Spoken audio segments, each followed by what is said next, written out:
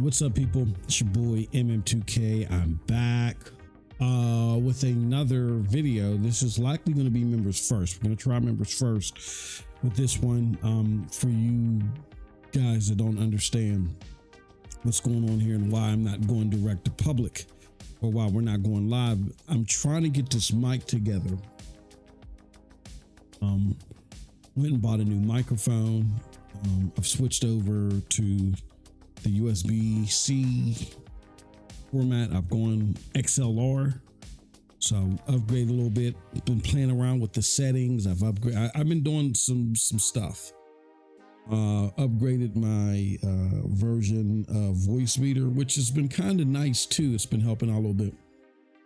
I thought I had all my audio stuff under control, but when I went to look back or listen back to my last video where I'm talking about the crazy community reaction on the PlayStation Showcase, it wasn't the best when the pitches got high, but still check that out. I still think it's listenable, but still not where I want it to be. I'm hopeful this is where we want it to be, so definitely let us know. And also, normally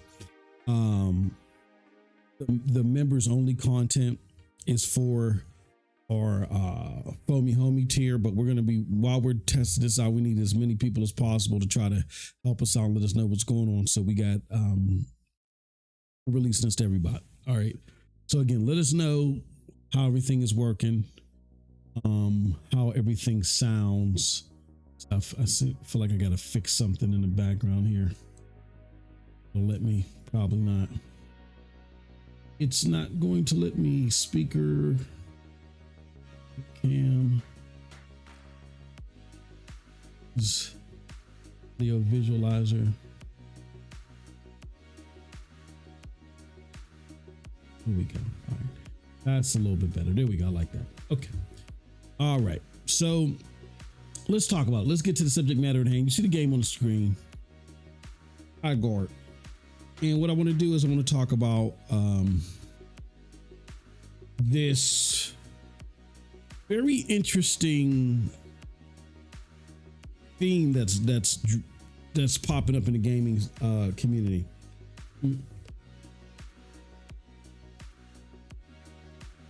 Let me pull up a tweet to show you exactly what I'm talking about. If it'll let me, there we go. There was this article by this individual that goes by the name of Joe Sobel. It looks like Joe is on the right here. Let's make this bigger. And Joe has been going on these X tirades, or Twitter, whatever you still call the platform. He's been going on these tirades for the last few days. It started with the article that you see right here.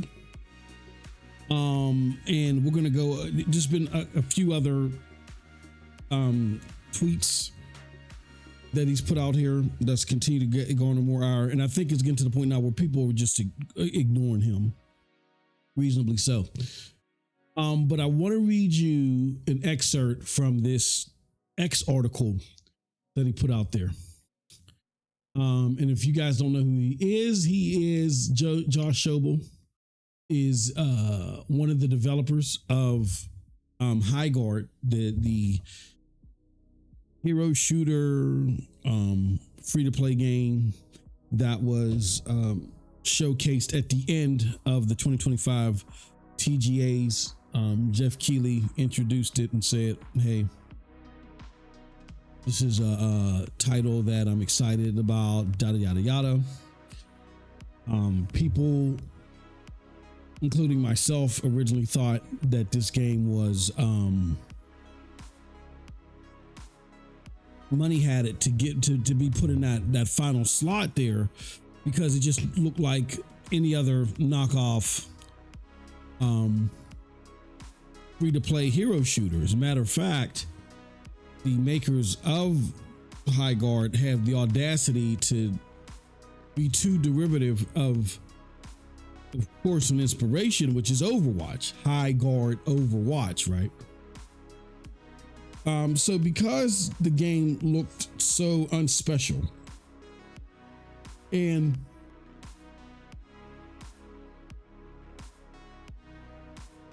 it was placed in a Covenant One More Thing slot for TGA 2025, when there clearly were other games that you could easily put in that slot. Me particularly, I'd have put Control Resident. There's like a handful of other games you could have put in there.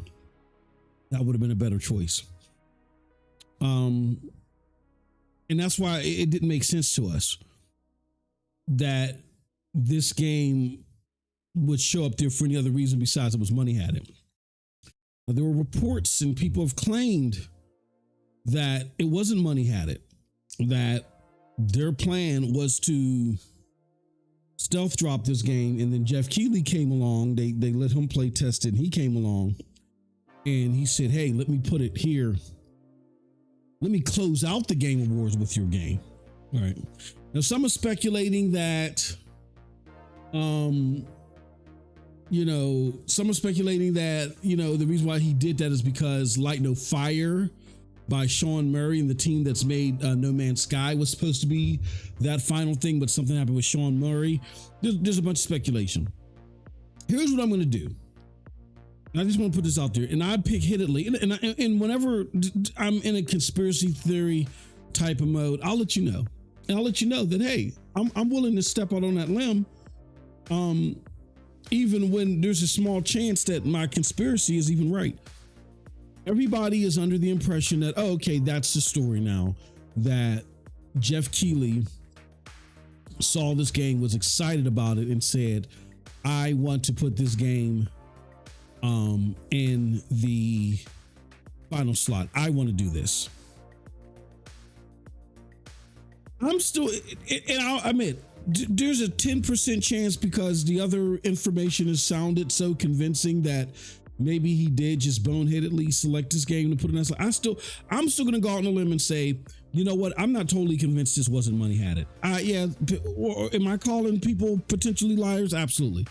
After what I've seen from the gaming media and the gaming elites the last few years, I am willing to go out on a limb and say, I still don't fully wholeheartedly believe them.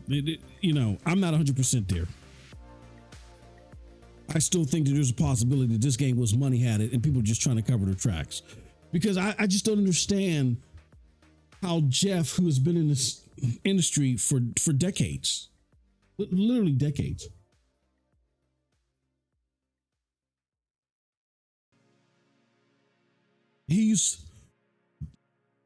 how he didn't know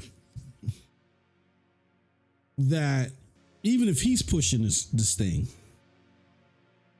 how he didn't know that he doesn't have that much capital to put something derivative out there like that. Like, this type of game isn't even in the specter of games that people really care about. Like, you look at Arc Raiders, even from a multi-plat standpoint. That's an extraction shooter where the PvE elements are really being embraced by everybody. Third person, it's very unique, very unique. He knows he's a PlayStation fanboy. I don't care what anybody says about Jeff, whether it's positive or negative. He's a PlayStation fanboy. Look, I'm a big fan of PlayStation. The thing that we have in common, very clear, we give two rats' asses about Xbox. We both do. We know this. As a platform, we don't care about them. So I even know, as someone that has that in common with him, he has to know that live service games amongst his brethren is the most unwanted thing right now. In a year where, the big live service games have fallen, the atypical ones have fallen, or something new or something with a new breath of life. After seeing what happened with Concord, right? After seeing the drubbing that Marathon is getting, that style of service game, first person service game, that really isn't hitting a serious unique hitch in gameplay style. Like, I get that Overwatch is combining a bunch of things in a way that has never been done before, but it's not offering anything new to the table. Where you look at an Arc Raiders and it feels like it's something new. He has to know, with all the blowback that this type of looking game would bring, he had to know that looking at the trailer, excuse me, that looking at the trailer would create a whole bunch of ire. This is someone that relishes in putting out posts that serve as red meat to PlayStation gamers. He does it. And again, I get a chuckle out of him too, when, you know, when they're sitting there trying to kick Xbox in the ribs. But he's not that disconnected. You can say a lot about Jeff. He's not that disconnected. He gets it. I think the thing that makes Jeff unfavorable for many, outside of people that just want him to cherish Xbox and mad that he doesn't, I think the thing that people don't like about Jeff is that it seems like that he is pilfering the gaming community and raking up the dough and putting out lackluster presentations at times. I think that's something that gets people's underoos in a bunch. But as far as being disconnected, I don't think no one's ever thought that of Jeff. That's why I don't care what's being said out there. I've seen people lie. I've seen people of this elitist brass lie. I'm not wholeheartedly in the belief system that it still wasn't money had it. But with that being said, nonetheless, the community still has had some weird pockets of discussions coming around this game. So here's what I want to do. I want to examine some of the stuff that's out there, really centered around this Josh Sobel guy. Look at some of the responses and then introduce you guys to something else that was said by someone else and give you my response to that as well, all related to this. So let's look at this Josh Sobel X article. He says, apologies for the length. Been wanting to say a lot of this for a while. The day leading to the Game Awards 2025 was amongst the most exciting in my life. After 2.5 years of passionately working on HighGuard, Overwatch, HighGuard, we were ready to reveal it to the world. The future seemed bright. Everyone I knew, now pay attention to this part. This shows an amount of hubris and disconnection from these guys, where this is why I don't believe that this wasn't money had it.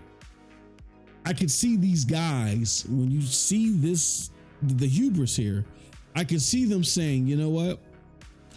We were planning to stealth drop this, but being that, you know, I think that there's a better opportunity for us. Let's invite Keeley over.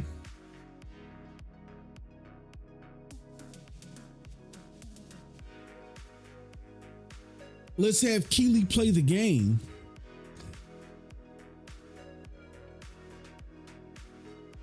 And let's try to see what we can do to get on the Game Awards. That's what I think happened. Because why was Keeley there in the first place? Why would you have Keeley there of all people if you're just looking to stealth drop this? You see how weird that is? Why is you don't do any play testing? You don't do any you don't do any external play testing. But you have Jeff Keeley come and see your game? Why would Jeff Keeley come and see your game if you're looking to stealth drop this? What do you benefit? See, the people aren't asking the right questions. What do you benefit to have Jeff Keighley come out Jeff Keighley if there's not going to be if there's not going to be a presentation for this? Why? I can see a Shuhei Yoshida. Hell, I can even see a Matt Booty. Jeff Keighley, I can see other content creators, see a Ninja or somebody like that. Why Jeff Keighley? That's why I said something just doesn't seem right. Now, if there's something that I don't know where Jeff Keighley is integral and people often go to him to put their games in other spaces, and this is something that, and I doubt that this is something that he does for free, which I seriously doubt how he's pilfering the community for some of these lackluster shows. Again, why do you need Jeff to come out there? Again, you don't do any legitimate external testing, but you have Jeff Keighley come out there. But I digress. Listen to this part, and then you'll start to see why some of my skepticism is forming in regards to that excuse. Everyone I know who had any connection to the team or the project had the same sentiments. Listen to this quote. This is lightning in a bottle. I trust this team wholeheartedly. If there's one project nobody in the industry is worried will fail, it's yours. This has Main Street hit written all over it. There's no way this will flop. I could play this game all day.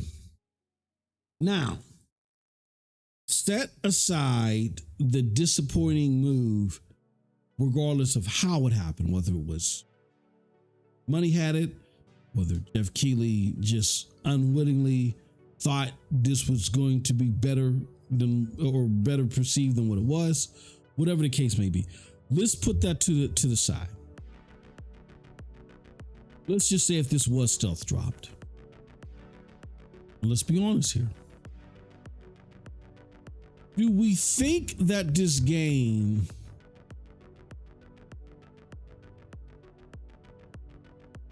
is liked better by gamers, let alone survives? Just think about that. Do you think that this game makes it, let alone survives?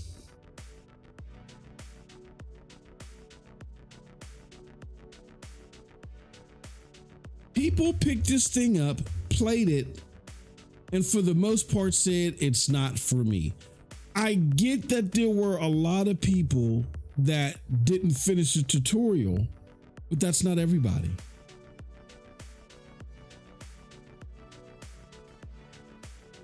And look, I've never discovered a situation where gamers picked up a game that they were enjoying and did not, picked up a game that they weren't enjoying and did not continue to play it because the internet told them not to play it. I've never seen that before. I've never seen that before. In an age where Ubisoft commercially, these same people that hated on HighGuard are the same people pretty much that have the most foul things to say about Ubisoft and how nobody has any faith in Ubisoft. And they really have no incentive to boost any support for Ubisoft. Ubisoft is scum and trash, whatever in their mind, right? In a community where people saw Assassin's Creed Shadows and made it the most successful Assassin's Creed financially is from launch, only second to Assassin's Creed Valhalla, which was clocked a few years ago at bringing in over $1 billion. Those same gamers who paid $70 for Assassin's Creed Shadows saw a free-to-play game that was fun, that was enjoyable in their minds, but decided to hate on it because the internet told them so. Same internet that told them that Assassin's Creed was trash because Ubisoft is trash, woke, whatever the case may be, whatever lane of hate that they were going to go down, if not all of them. They still went and bought that game for $70, but then turned their nose at a free to play game that all they got to do is download and play. Talk to my brother Coldblood, who played this game. I'm not even wasting my time because I'm not even into games as a service, multiplayer in first person ones at that. I'll play a first person PvE. First person PvP doesn't do anything for me. So this game wasn't for me on the outset, but my brother played it, my brother Coldblood. And I'll tell you, from our conversation, he said there was potential there, but it was a pie with a good crust. But that feeling, it's not cooked yet. So even people that were trying to score this down the middle, the best, and give this a fair shake, that was the common theme from, I think, most gamers that did not like this game, which it was just most. I might as well just say most gamers because the small minority enjoy it and still are playing it. The majority of gamers just simply didn't like the game and tried to give it a fair shake. Why would you turn down a game that you could potentially like? You have nothing to lose. It's free, right? So to allude that gamers are so stupid and, so impressionable when it's a free to play game is absurd to me. But here's the thing. Again, this is lightning in a bottle. Quote, this is lightning in a bottle. I trust this team wholeheartedly. If there's one project nobody in the industry is worried will fail, it's yours. This has mainstream hit written all over it. There's no way this will flop. Even if you're told that, you have to be detached from reality to believe it. To believe it.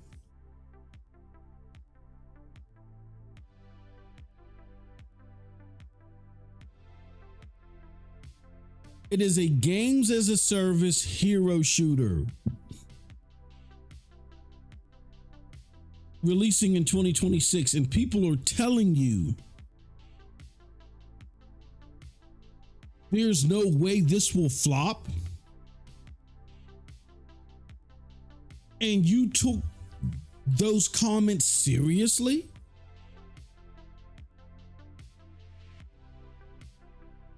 Even if the game was good and it was given the most positive outlook prior to launch, it is a games as a service game and a hero shooter. That is very risky, even if the game is good, because then it's not about the game being good. The game has to have staying power.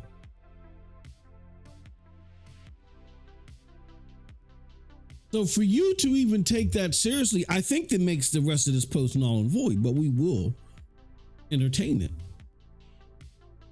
The internal pre-reveal feedback, even from unbiased sources, was quite positive. And where it was negative, it was constructive and often actionable. People who played this game, including us, had a blast. And since we were an independent self-published studio built with royalties in mind, many of us were hoping this could finally be the thing that broke the millennial financial curse.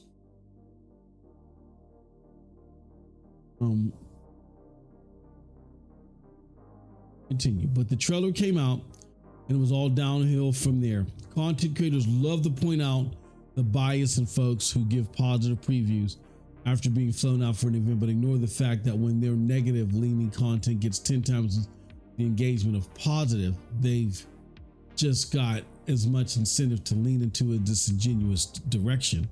whether consciously or not. Look, the fact of the matter is, negative information gets clicks. Here's the thing. A lot of people, what drives people on YouTube isn't feel-good stories. What drives people on YouTube is, here's something you should be mad about, or here's something you need to look out for. If it's not a how-to, I would say how-to is probably number one. Number two is, here's a problem that I need to warn you about.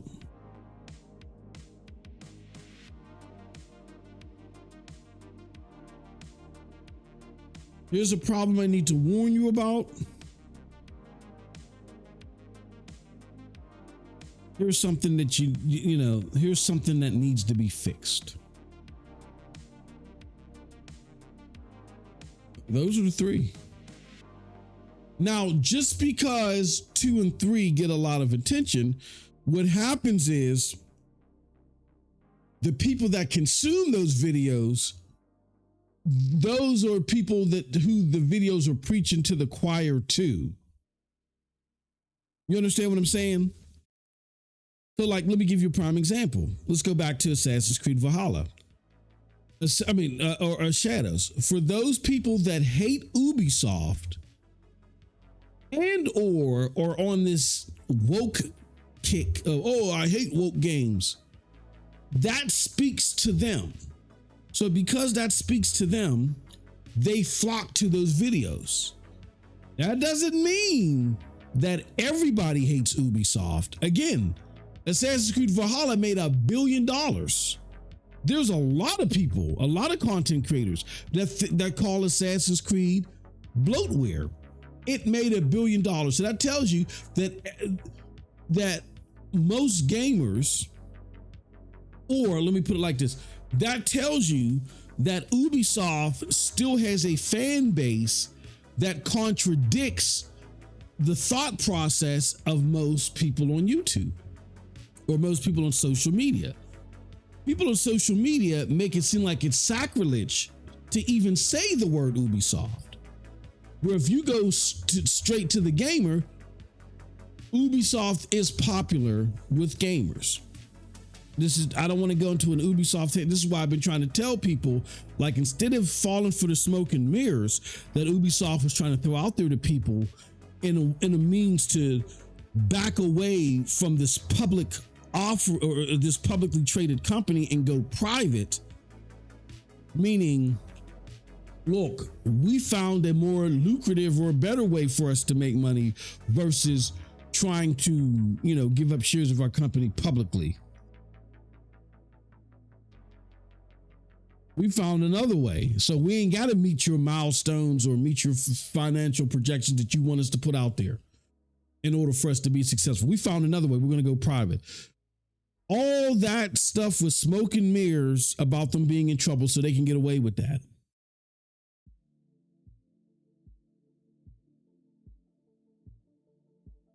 And what was that extra weight? They know they have a dedicated fan base that when they buy their games, they continue to put money into it. So even though they may not meet sales projections, because sales projections is what gets the industry tap dancing or twirling on their tippy toes, they know that the people that do buy their games, they treat their games like games as a service, and they continuously invest in them over time. And it's that investment over time that they rather keep close to the vest and not particularly have to meet some sales litmus. That's Ubisoft.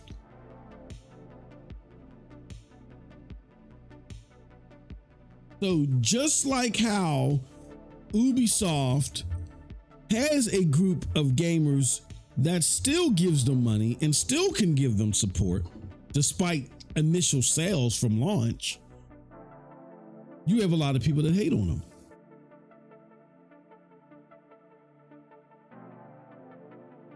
But the hate still didn't tap into the fact that people enjoy Ubisoft games.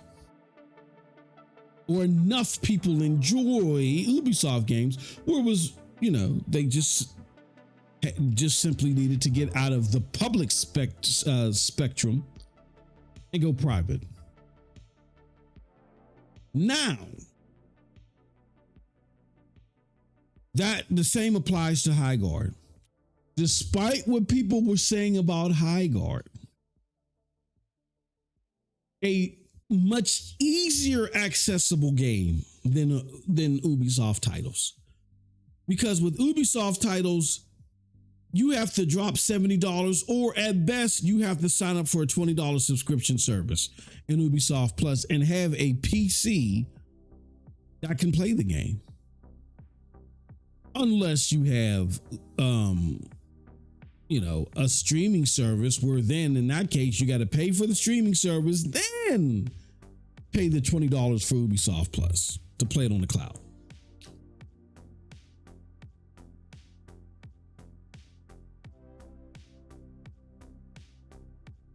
Here's why that statement is so sad. Are there a bunch of people playing live service games? Absolutely. You go to PlayStation, Xbox, and even in some cases PC, and look at the top 20 games that are being played. Particularly on console, it's live service. But here's the thing. For the hundreds, if not thousands of live service games that are launched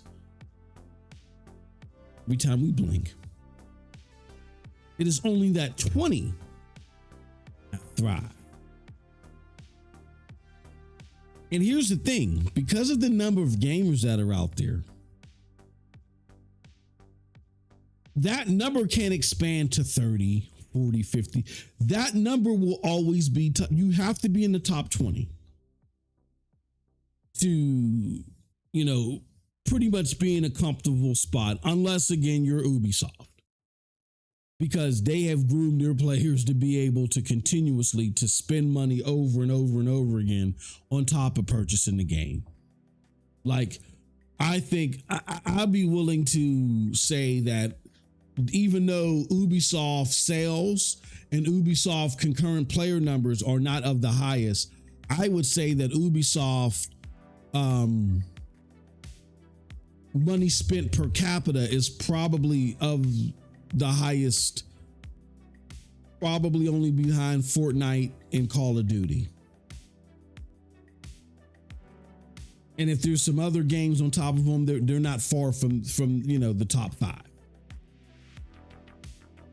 As a matter of fact, Ubisoft, I think it was a couple of years ago, Ubisoft was noted in the FTC trials to be one of the top 2 publishers on PlayStation. So that says it right there. We know there's a lot of activity on PlayStation in their PlayStation store. PlayStation gamers are of the most vocal to say that they hate Ubisoft, right? But yet they're number 1 or number 2. So again, just the noise does not always match the reality. Very seldomly it does, right?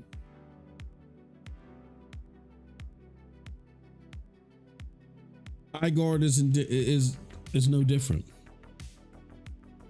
If HighGuard was a good game objectively to the average gamer or to even its core demographic, it would have found a spot in the top 20 and bumped someone down. Hell, it hasn't even found a spot in the top 40. Let's do this. Let's see where HighGuard is at now.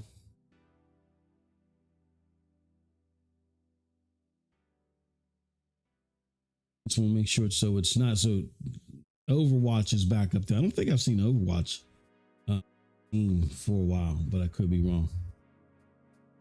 I want you up, HighGuard. HighGuard has 1,900 people in it. Let's show you. Let's look and see. HighGuard has 1,900 people in it.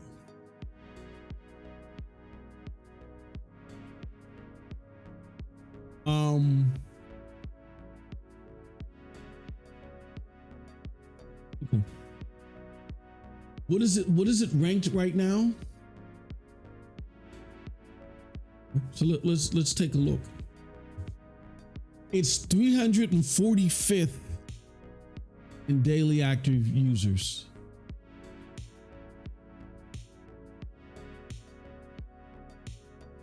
There's nobody on Twitch, right? There's nobody on Twitch watching it right now. According to this, even with all the publicity, it had 1 million sales or 1 million downloads, 1 million, which isn't awful. Had 1 million downloads and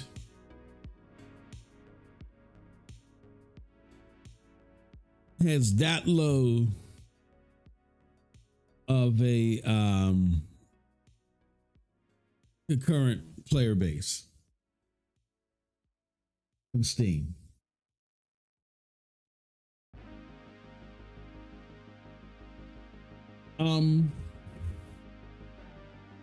That's to tell you that this game just was not, it wasn't liked. It just wasn't liked. But let's go back to the article. But the trailer came out. It was all downhill from there. Content creators love to point out the bias and folks who give positive reviews. Negative leaning content gets 10 times the engagement of the positive. They've got just as much incentive to lean into a disingenuous direction, whether consciously or not. What I don't like about this is this person is trying to psychoanalyze the gamer, but they fell for this rhetoric. There's no way this will flop. Like, what made you think this was a credible opinion? I would to even post this here. I get the point was our internal metrics was so positive. Look, the internal metrics for Concord was so positive. You see how that turned out. But all these internal people, you needed them to create the game, but they weren't going to be the ones that determined whether this game would be successful. And I don't care, like all this other stuff, like if there's one project in the industry that the industry is worried will fail, one project nobody in the industry is worried will fail, it's yours. I do think this is stupid too, but this is kind of like hyperbolic just in nature. It's kind of like, hey man, don't worry, man. If you guys are like thinking something's gonna bomb, you know, I'm really confident. This sounds more or less like a hyperbolic. Hey, I'm confident you guys feel it, but to say there's no way this will flop, that's not credible feedback at all when we're talking about a live service hero shooter game. I don't care how good it is. You can very well have a good game that people just aren't into because of timing. Let me give you guys an example.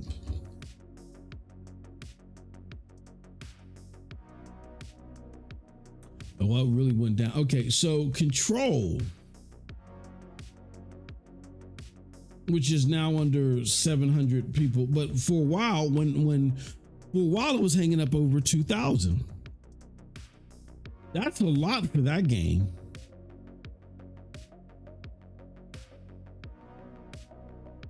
The 2,000 with the concurrence is a lot for that game, especially for the fact that this game is like 6 years old. And I'm talking the Control Ultimate Edition is 6 years old.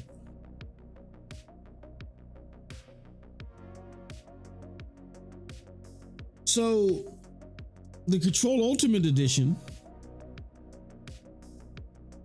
got a big boost because of Control Resonant, and people were playing that. And a lot of people didn't play it before. And so you had a lot of people that played the game. And I think there's a lot more people playing on console now because it's in both PlayStation and Xbox's streaming service. So I think what you have is you have a lot of people that are playing the game, and they're like, let me see here. I think you have a lot of people playing the game and they're like, whoa, why did I not get into this game before? Let's see if let me see for January.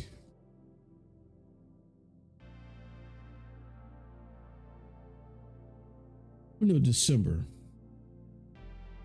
25.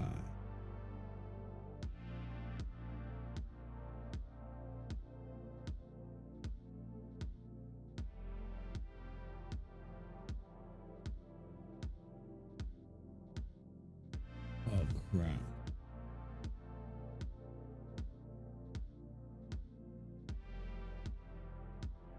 I'll take a look at some of these Circana numbers for January. So December 2025, US top selling games. I was just curious if Roll up there.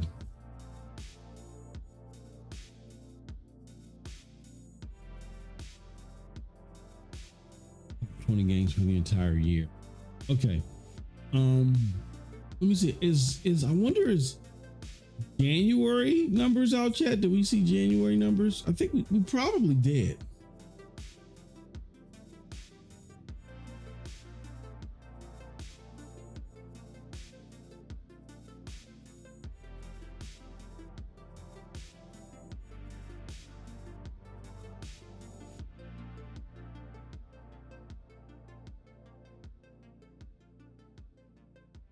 I think January number.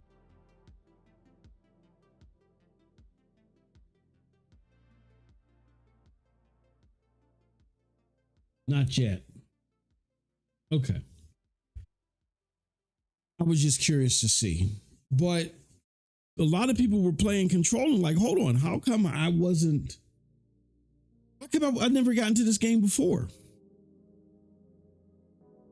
And I just think that Control, even though it was nominated for Game of the year that it came out, I just think that it was bad timing for the game. It was just, let's see here. What year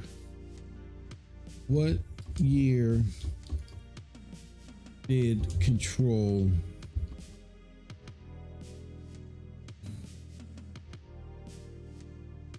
not Control game. Let's do Control video game. 2019, right? Release was August 27, 2019. And then it lost to Sekiro, right? Well, it was nominated. People, the critics thought it was a good game. It's just that gamers weren't into that. That's where Sekiro won, and that's when the Souls-like craze was still, and Sekiro put a twist on it. And a game like Control, I just think the gaming community just wasn't in the mood for it. Nobody said, "Oh, that game looks." They just didn't have an appetite for it.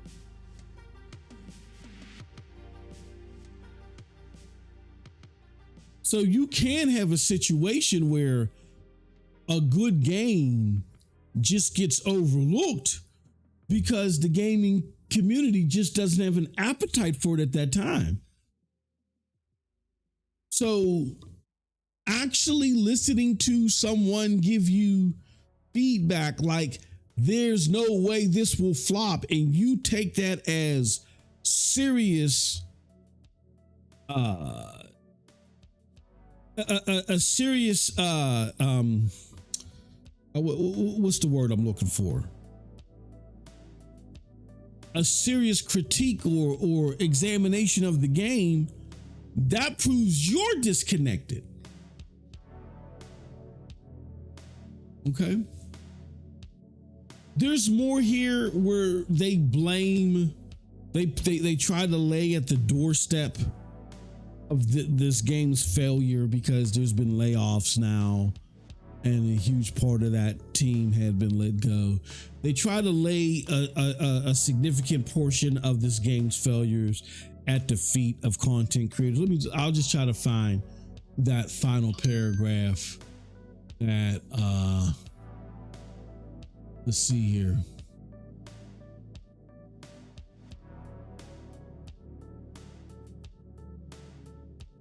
There's in discussion online about HighGuard, Encore, 2XKO, and such, it is often put up by gamers that devs like to blame gamers for their failures, and that's silly, as if gamers have no power, but they do. A lot of it. I'm not saying our failure is purely the fault of gamer culture and that the game would have thrived without the negative discourse, but it absolutely played a role. All products are at the whims of the consumers, and consumers put absurd amounts of effort into slandering HighGuard, and it worked. This is the problem. This is the problem with that sentiment.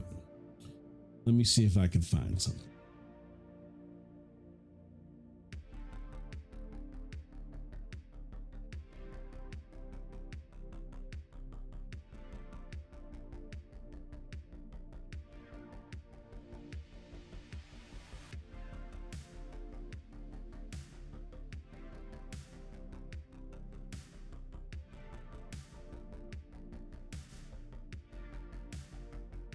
All right, so I'm looking at HighGuard right now. I want to see reviews.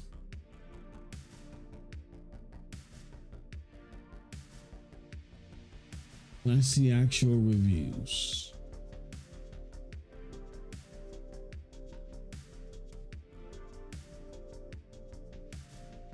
Steam. Come on, I just want to go to Steam.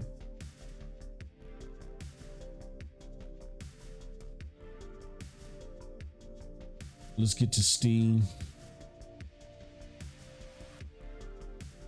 Search the store, HighGuard.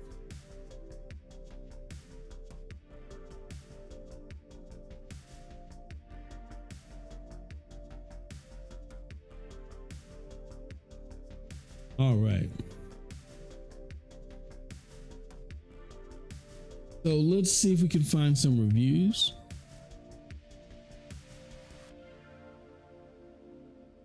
Reviews are now mixed. Doesn't give you a percentage. Did they ever give you a percentage? Let's do this.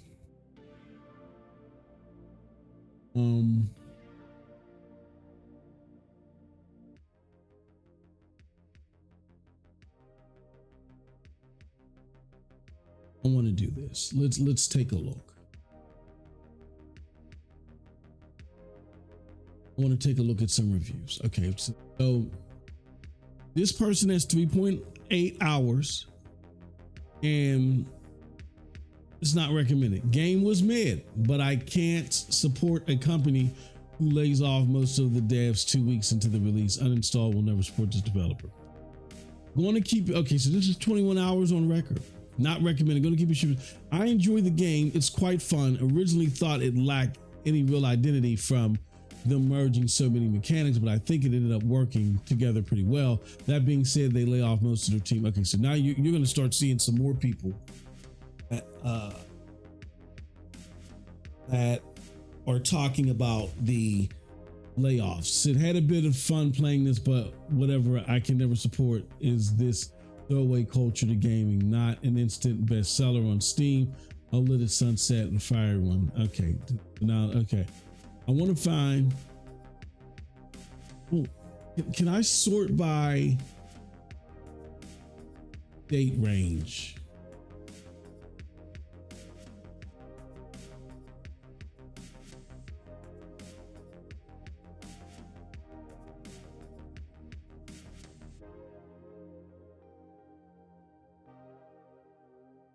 So let's do this.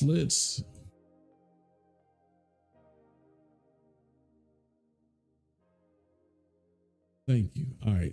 So January 6th, almost 1.1 hours. Mostly feel bad for the devs. The game clearly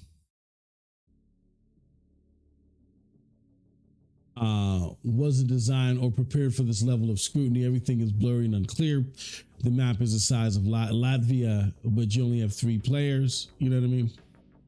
3v3 is not right format for this game. Says this person 4.3 hours in. 10 hours in.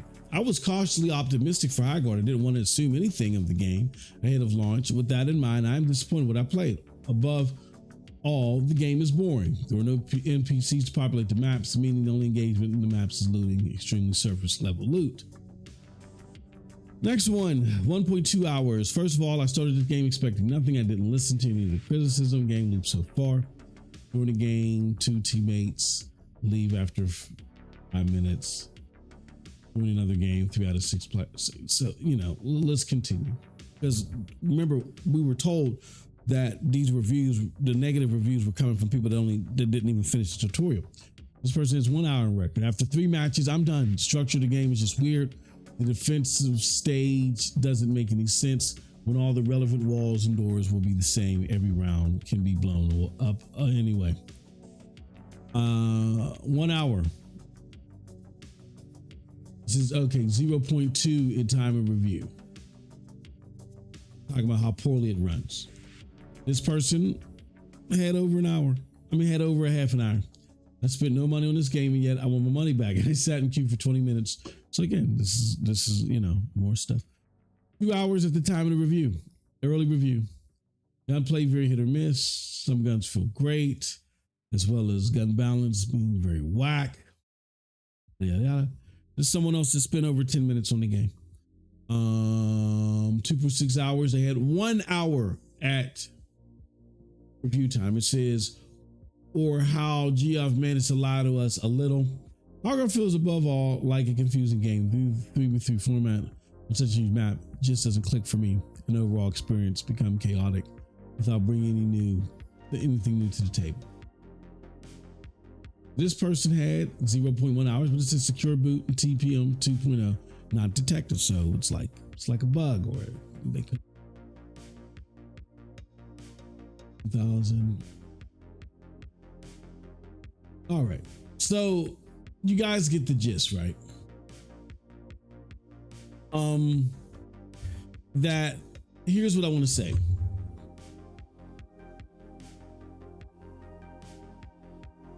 When they say, as this is as if gamers have no power. No, gamers do have power in deciding the fate of the game. That's the point. We are supposed to have power. Now, word of mouth is a very powerful thing. That's why there's marketing teams out there to manage this. Your marketing team decided to, whether it was money had it or not, allow Jeff Keighley to put this game as the final thing. That was one of the most idiotic moves probably ever in gaming. To put that much pressure on yourselves. Even if Jeff offered, I would have said, no, this is why I don't believe the whole, well, we were going to stealth release this. Even if Jeff, you were going to stealth drop this for a reason, because you know the potential of putting a game like this out there, letting it fester, and the opportunity of manifesting over a live service game. You guys aren't stupid. You know how live service games get hate. You know that. That's why you wanted to stealth drop this. There was a reason you were going to stealth drop this.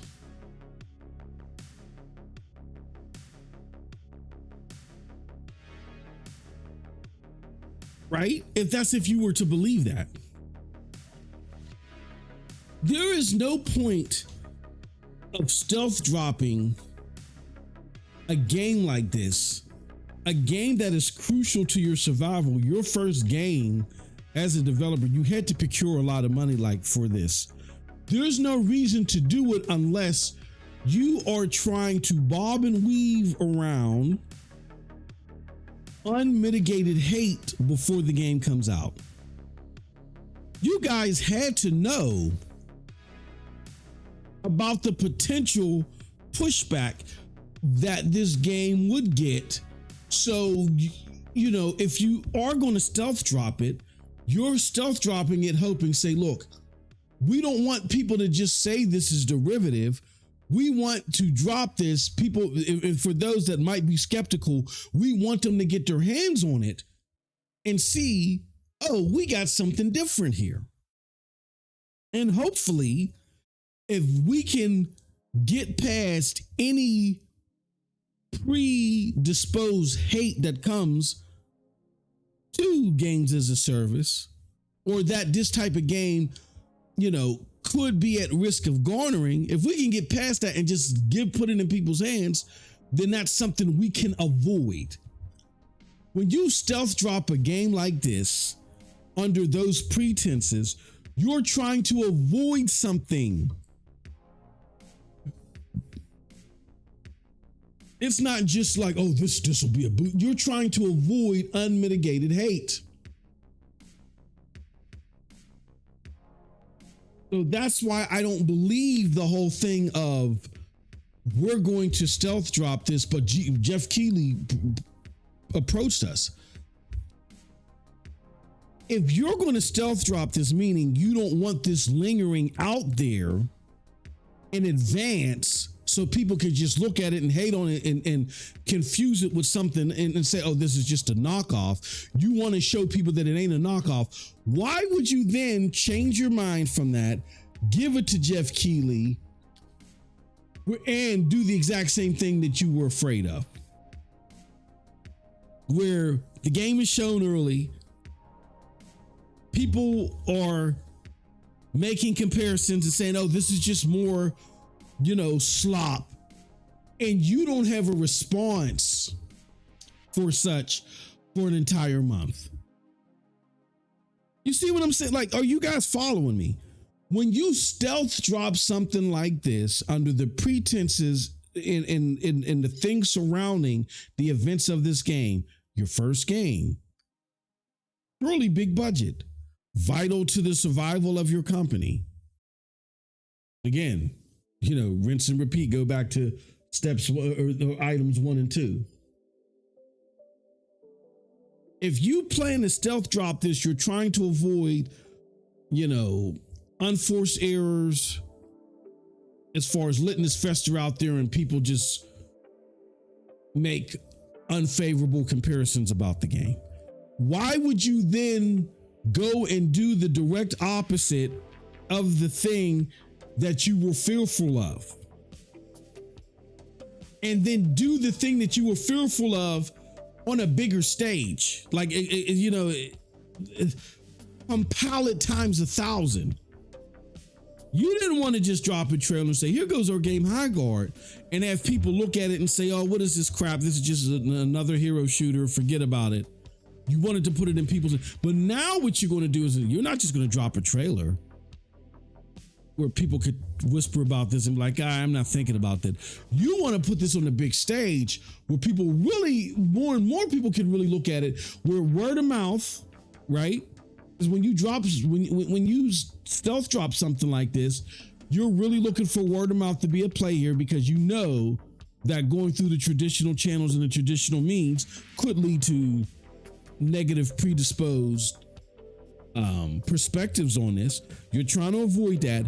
You want people to play it for themselves and draw their own conclusions immediately, right?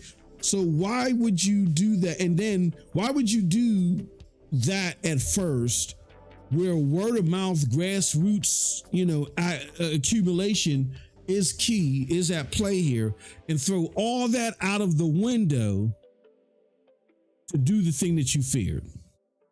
Here, you want to know what I think happened? I think, simply put, that maybe they were just going to stealth drop it. Because of what I said, they were fearful that people would look at this game. Like, clearly, these people just thought that they could do Apex Legends and Overwatch better than Apex Legends and Overwatch. This is clearly what they thought. They said, we're going to make a game, we're going to build a studio, and we have familiarity with this, but we think we can do it better. But because we're clearly pulling from things that are already out there, and clearly because the game that we're familiar with that we want to make to help us break us through suffers from a lot of scrutiny at times, why don't we let's build it and put it out there. I think that's what they wanted to do at first. But I think over time, internally, people did see it. And so, this is good, meatheads did see this. And corporate execs and whoever, that don't know nothing about the gaming community and doesn't know how to follow the tea leaves as things change, and you know what I mean? Like how I said with Control. People are playing Control now, not everybody, but there are people playing Control now after Control Resonance and saying, why didn't I play this game back then? This is a great game. Because they saw it and they just weren't in the mood for it. You ever go by a restaurant, right? And like, you say you love Chinese food, but you're just not in the mood for it. Nah, I know I'm right here in front of the Chinese shop, but I really want pizza today. Let's drive a half a mile. I really want pizza. I'm in the mood for pizza. Let's drive, not half a mile. Let's drive a half an hour to the pizza place. I know we're right here. I know we parked here right in front of this Chinese place to go to, go somewhere else. And I know we could get food here and just go home, but I really want pizza today. I just think that this is what happened with Control. People just weren't in the mood for that type of mysterious type of shooter type game. And people just weren't in the mood for that.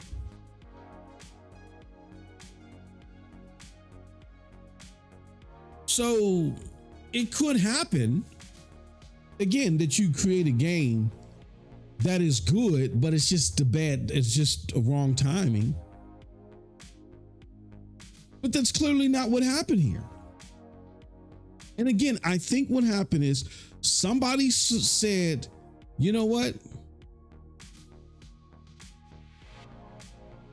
I do think you guys got something on your hands. I think there was toxic positivity going around.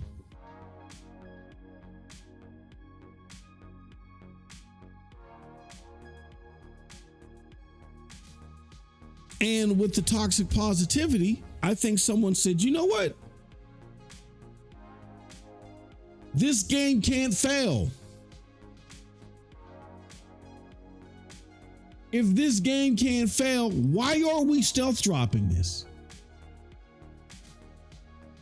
Why are we keeping this so close to the vest? This game is great. This can't fail. I got an idea. Ain't the Game Awards coming up in a couple of months? We're dropping a month after the Game Awards. We've secured a date. We've secured a date. We feel like that we're ready to drop this in January. Game Awards are in December. Gamers only got to wait a few weeks for it. We think this is great. Call up Jeff Keighley. Bring Jeff Keighley on site. Let him play it. Let him play it. We bring Jeff on. He plays it. And again, this is my tinfoil hat theory. I don't see Jeff. If Jeff wanted to include this in the show and shoot them a solid and do it free of charge, because he wanted to fulfill this theme of indie development or whatever. I could see that if he just threw it in the middle of the show. But to make this the last thing and you do it free of charge, knowing that it looks derivative as hell, and knowing the gaming community that you do, and knowing that your fellow fanboys of PlayStation target in a toxic way, some would argue, games as a service titles. Knowing all that, I do not see Jeff Keighley doing that and then upsetting all of the other people that he makes pay, that have better looking games, that he makes pay for a slot. You see what I'm saying? Like, listen, none of this makes sense. He makes people pay for his slot. Control Resident, which is still ooh and ahhing people months after the Game Awards. You made them pay for a slot. Not only did you supposedly not make Wildlight pay for a slot, but you gave them the most coveted slot in the show. I don't see. You can say what you want about Jeff and his motives and in the snake oilness of salesman is of what he's doing with these shows. Jeff is not stupid, and I think Jeff is very conscientious of how things might fall with his partners. And his business partners are the game makers. So you're trying to tell me, let's just say if HighGuard even did appeal to people, you're going to give them a free slot?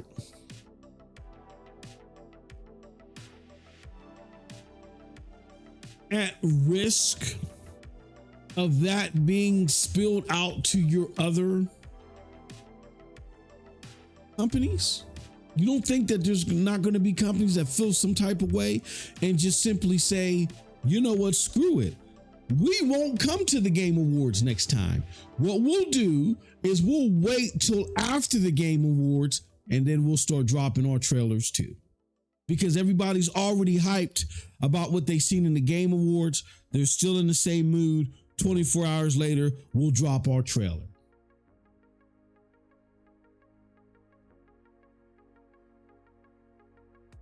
Well, I don't believe it.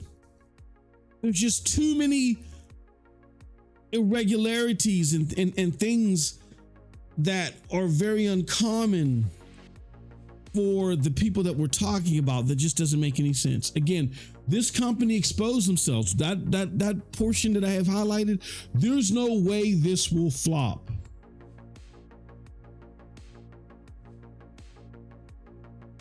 You are not that disconnected from gamers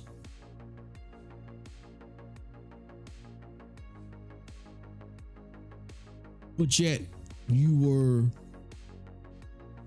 willing to do what you wanted to stealth drop. You see how that doesn't jive? Doesn't make sense to me.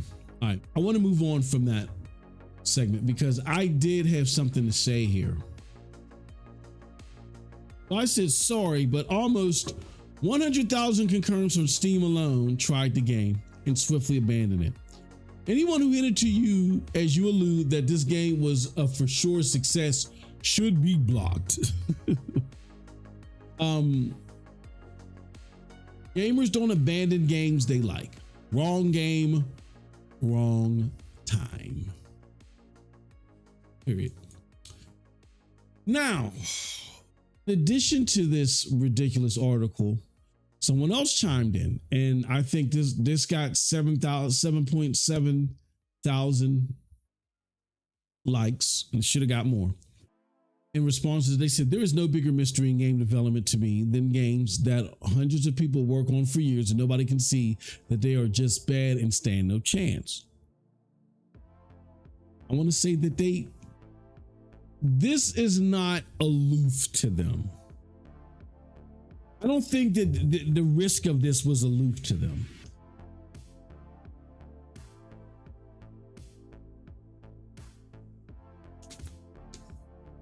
At first, I think they understood the risk, and I do think that at first they were going to stealth drop this.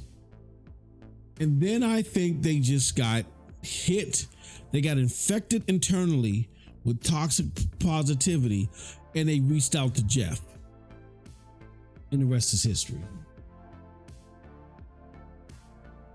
Nobody can see that they are just bad and stand no chance. HighGuard is one such game, and now you have a developer still unable to believe they made a bad game. No, it's the game culture that killed it, and the game awards, and the rage-baiting YouTubers. Not the boring artificial world, not the pseudo-edgy yet generic characters, not the corporate style UI, not the tired genre. And this is so critical. The genre is tired, man. Wrong game, but particularly wrong time. It's tired. It truly boggles my mind. The article starts with quotes about how the game was received internally. Yet it all took one trailer for the average gamer to understand this was doomed to fail. HighGuard Concord, Painkiller Reboot, and more. Hundreds of people worked on these games for years. How does it happen that they ever see the light of day in the form they do? What is this?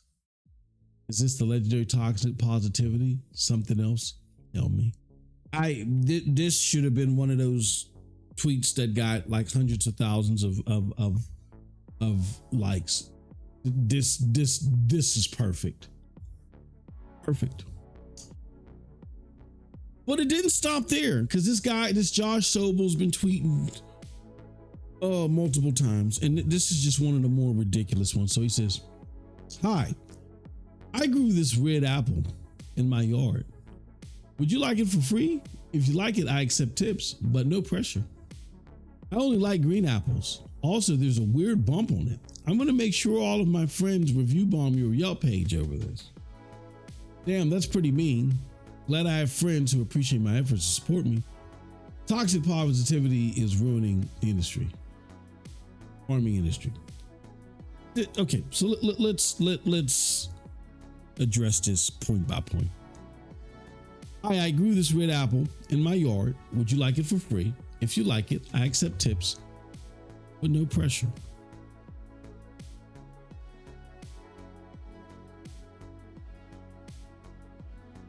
This is not how, even though this is just a simile over apples, this is not how this game was rolled out. Imagine you're at a 5-star restaurant, right? And you're like, okay, look, man, I'm waiting for my meal to come out. And someone says, you know what? Before we bring out your steak, we want to show you this new item that we got in here. Oh, really? Yeah, we want to show you this new item. Here, shiny red apple. Huh? Yeah, shiny red apple. Hold on. Why are you holding up my time with something that I really want? Why are you ruining my time with this? Right? So that's not how this simple thing of, hey, I grew this red apple in my yard. Would you like it for free? That's not what happened. The way this was rolled out, this disrupted the time of people that were looking to see something stellar. If under that same scenario where I'm at a steakhouse, you just happen to have a basket of apples with a sign that says, hey, by the way, on your way out, grab an apple if you want to. They're free. That's not what happened here. People were disrupted from what was supposed to be a top of the line showcase with something that was derivative and mid to most of the people that had to view it. So that's what started the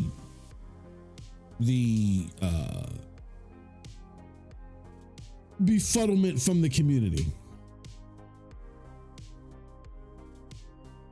You weren't just happening to be in the vicinity and said, hey, oh, you're walking by here. Hey, if you're interested, I got apples here. It's not what you did. You interrupted and essentially wasted the time of people at the show because they didn't know this game was coming. They're waiting for the next big thing. And this clearly wasn't it. Even if it, and it's not that HighGuard had to be the next big thing. HighGuard does not have to be the next big thing in order to be successful, because, you know. But you were sitting at the big boys table and you had no business being there.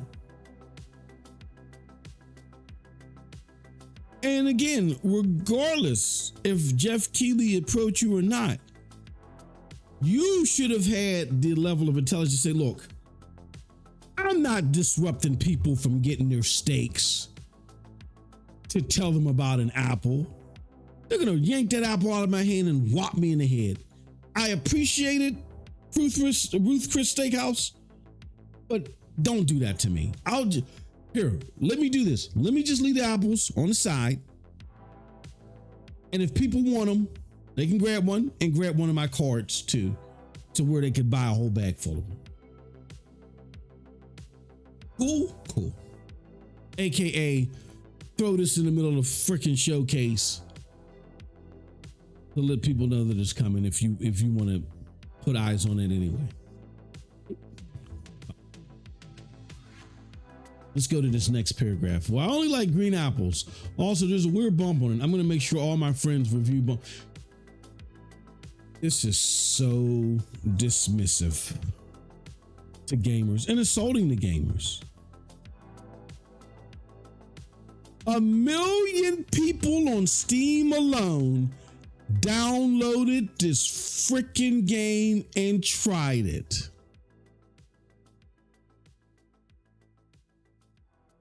They didn't need to hear from someone about the bump on the apple. They witnessed it themselves and said, hold on. Number one, you disrupted me from getting my steak to show me an apple. And when I go and then to make this big deal out of this apple, and when I go to bite into the apple, it's all mushy. It's mushy and soft. It's not as ripe as it needs to be. Starting to go bad a little bit. Ugh. Like it was there. It had, you know, but yeah, it's not as ripe as it needs. It's still, yeah, it's not a good apple. It's not ready yet to be eaten. You're selling not ready apples. You understand what I'm saying? It's just super sour.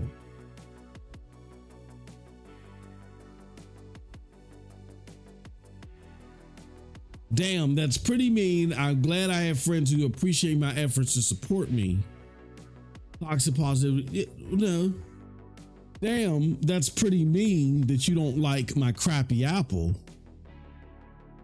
Look, stop being a wuss.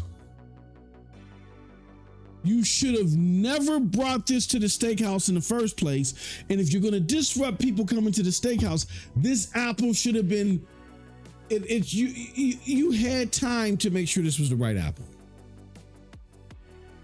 Or at least this apple was of higher quality. And you didn't do that. So now you're going to get to business. But here's the problem with this overall assessment. And again, just tries to make it seem like that the problem was people just going off of word of mouth.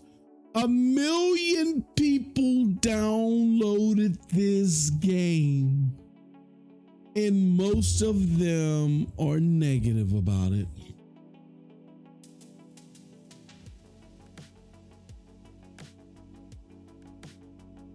This example does not apply. Big Fry, in response to this, says, I could say so much about this, but at this point, why bother? They still blame us. They still take zero accountability. They'll be bitter about it at their next job. And what's worse about it all is they learn nothing. Shout out to Reforged Gaming. He says, the reluctancy to blame developers or take accountability in this situation should be studied.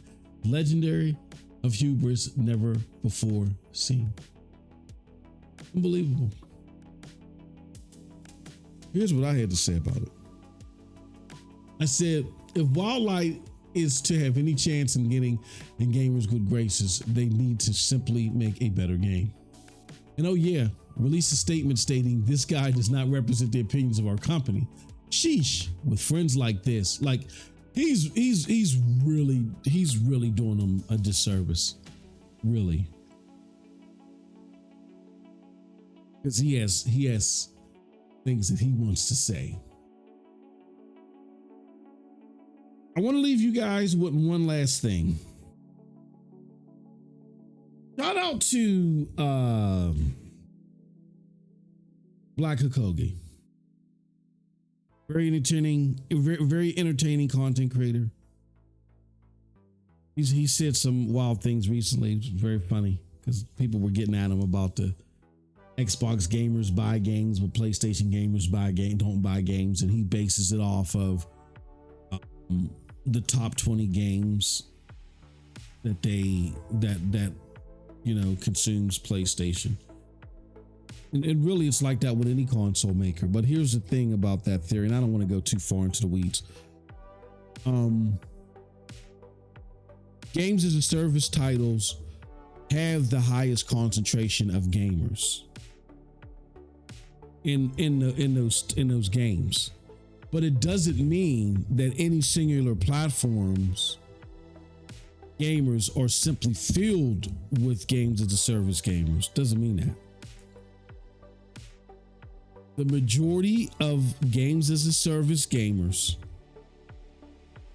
concentrate their attention on 10 to 15 different games. That genre of gamer, that community focuses their attention on only 10 to 15 games. If a new game comes out that they like, it has to take the place of another game.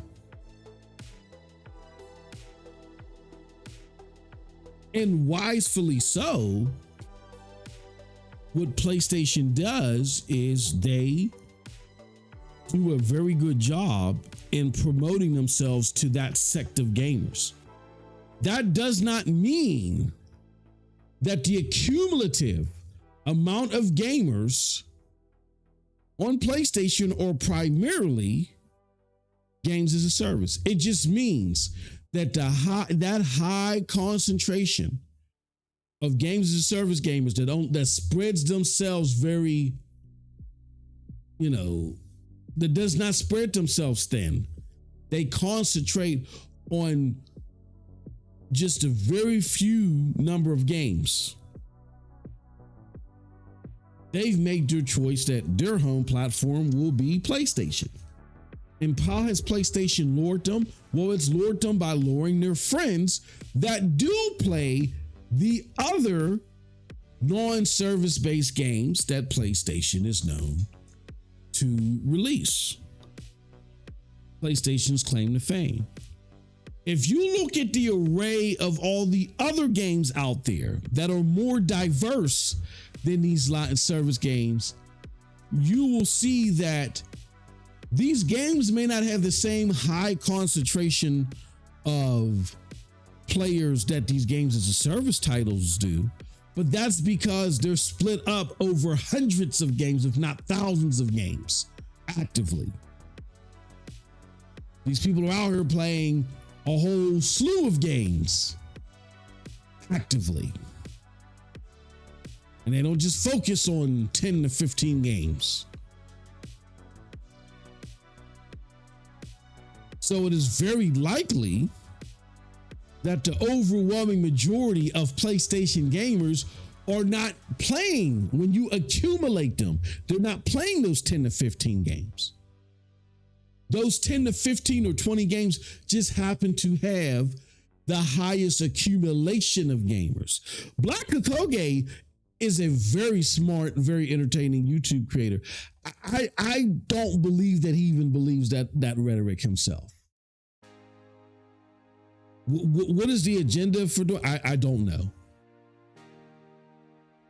So I don't understand that part, but still, if you can look past that, I highly recommend that you check out his content. He has a very interesting take and story on this. So he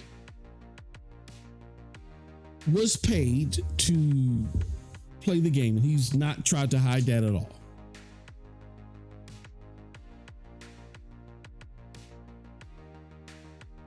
He's not tried to hide that at all. You know, he's been straight up about that. He was paid to stream the game. Right?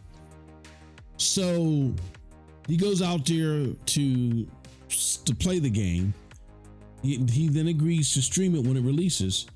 And so he's like, okay, you know what? For my stream, guys, we never went over how to, and I'm paraphrasing all this. We never went over how to me preloading this game. Where's the link so I can preload it? And they said, oh, no. You're not, you're not going to preload it. What we want you to do is we want you to go and download the game with everybody else. What we're going to do is there's going to be like a 2-hour, I think there was like a 2-hour or an hour, I don't know how long it was, showcase for the game. We want you to watch the showcase with everybody, with your viewers, and then y'all download the game together.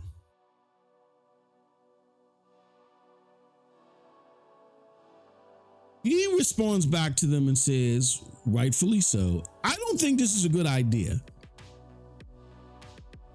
The people that you're paying to promote this game, if we're all downloading at the same time with them and we're running into these server errors, do you understand how bad that is going to put the game, in what light that's going to put the game? And I can't remember what he said the response was in detail, but it was just like, no, we're not worried about that, essentially.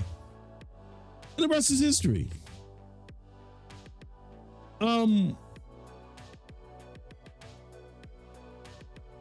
That again tells me that the marketing team for this game made this even worse. We can blame Jeff Keighley, right? And I know a lot of people in Black Kokoge does too. And I'm not mad at him because I was blaming Jeff Keighley for this as well. But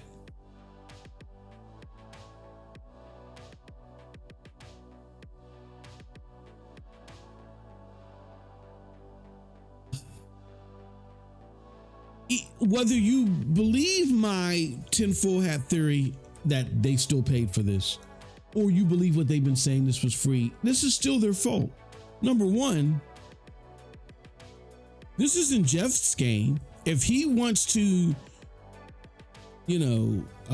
soil the name of the Game Awards and the presentations for a check, that's on him. That's a different subject matter. But as far as, how it's going to damage the game if the game doesn't deserve to be there, that's on the game makers. That's their job to quote unquote HighGuard that. You know what I'm saying? Like, where was the Overwatch? Where was the HighGuard on that? That's not Jeff's job. You gave him a check. He did a quid pro quo, gave you a spot. Only thing he has to worry about and be cognizant of and take the reputational risk on, which I believe he did, is the stain that it would put on the brand for that game to be put in that spot when it clearly doesn't deserve to do that, to be there. His job is not to focus on how it reflects on your game in the long run. But let's just say if you do believe this was going to be stealth drop, Keeley, for some god-awful reason, happened to be out there and asked to be out there for no reason associated to his showcases, right? And let's just say he did offer the slot. If you were, again, in the mind state that, hey, we should probably stealth drop this game, doing a complete 180 when you still have a title that is clearly a knockoff in different variations, particularly in the name, of other things, therefore could get the heat that you clearly were trying to avoid, that was up to your marketing team to say, no. We appreciate it, Jeff. No. We're going to stick to stealth dropping this thing. We're going to stick to it. Because here's the thing.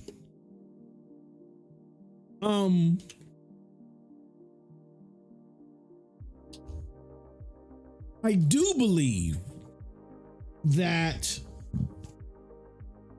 this thing would have had some staying power longer than it apparently has had, but I think it would have ultimately had the same fate. I think this just bought them a little bit of time.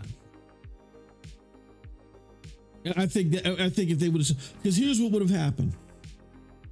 If gamers just wake up one day and they're like, oh, and VGC and everybody's dropping news, the makers of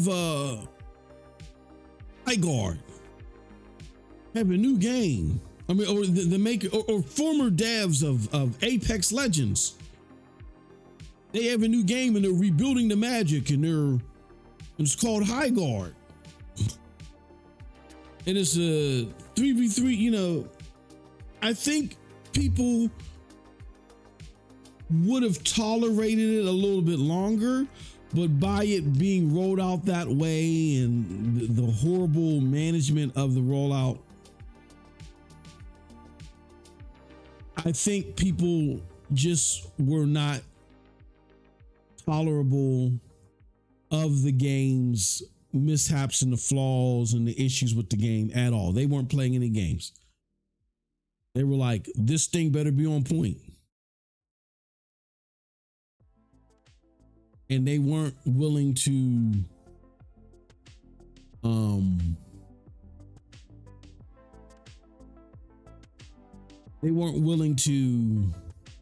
take a little bit longer to digest the issues with the game. So in that regards, I think, it hurt the devs with a paycheck or two, but I think it ultimately would have had the same issue. I think it would have had the same issue. I just think that it would have just, their downfall would have been prolonged a little bit longer. I think gamers would have played it like they did before. They probably would have been a little bit off guard and not as intolerant, but eventually they would have got bored and they would have just quit. And I don't even give it 6 months. I give it like after a month. So instead of this game fizzling out in a day or two or a weekend, this game would have fizzled out in like a month or two. Probably.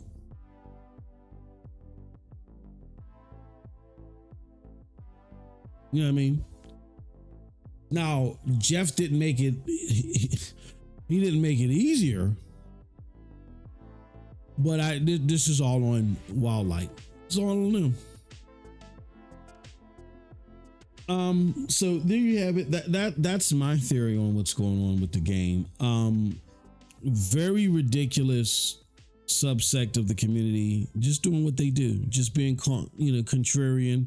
Well, and clearly this Josh Sobel guy, I hope he never gets a leadership role at any studio. Not because I don't want him to be able to feed his family. If he clearly cannot separate the forest from the trees. You got to be able to have like insight, and you got to be able to tap into things and be preemptive in your decision making. This guy shows no ability to do that.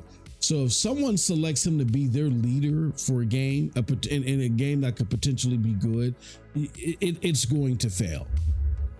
Sorry. His perception of force, it's just not there. Just not there. I hate to be me, but I got to call a spade a spade. This isn't there. All right. With that said, I appreciate everybody. Thank you so much for entertaining this. And let us know how this sounds. If all this is working well, we'll be all set for when we go live at the end of the month. With that said, till next time, you guys have a wonderful gaming day. Peace.